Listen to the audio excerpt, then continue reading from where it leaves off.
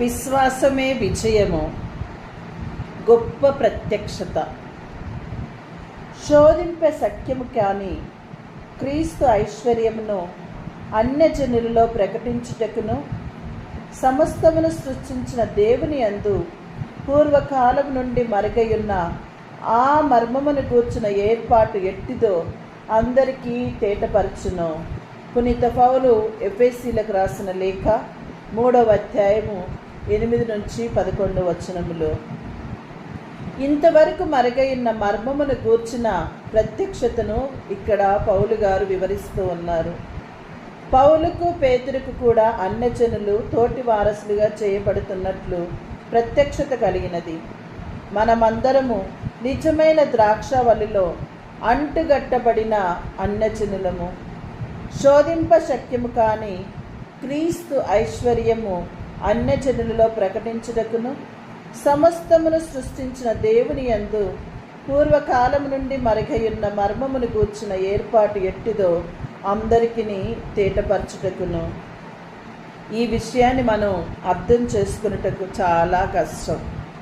ఈ లోకంలో ఉండువారికి పరలోకంలోనున్న అధికారులందరికీ తన యొక్క నానా విధమైన జ్ఞానము ఇప్పుడు తెలియపడవలెనని ఉద్దేశించి అని రాయబడి ఉన్నది. ఇది నమ్మశక్యము కానిది. పరలోకంలోని పరిశుద్ధులకు కూడా తెలియని క్రొత్త విషయాన్ని బోధిస్తున్నామా? ఇదంతా అగమ్య గోచరంగా ఉన్నది. పరలోకంలోని దూతలకును పాపం అంటే అసలు తెలియదు.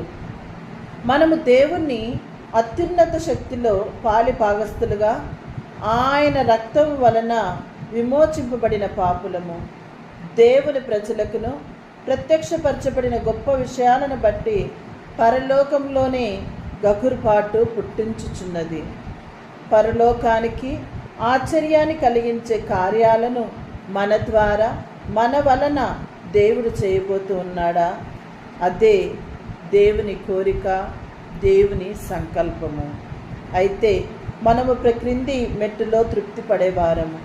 ఈ లోక విషయాలలో ఒక ఆత్మీయ వ్యక్తి ఎలా తృప్తిపరచగలడు? అది సాధ్యం కాదు. అతడు నిత్యతత్వపు విషయాలపైననే దృష్టిని ఎల్లప్పుడూ ఉంచుతాడు. పరలోకంలో ఏమైనా క్రొత్త కార్యాలు ఉన్నాయి అని తెలుసుకోవాలని ఆరాటపడుతూ ఉంటాడు, ఆశపడుతూ ఉంటారు. మరి మనం పరలోక జ్ఞానాన్ని సంపాదించుకొనుటకు ప్రయాసపడవాలి. మన యొక్క దృష్టి దేవునిపై నిలపాలి.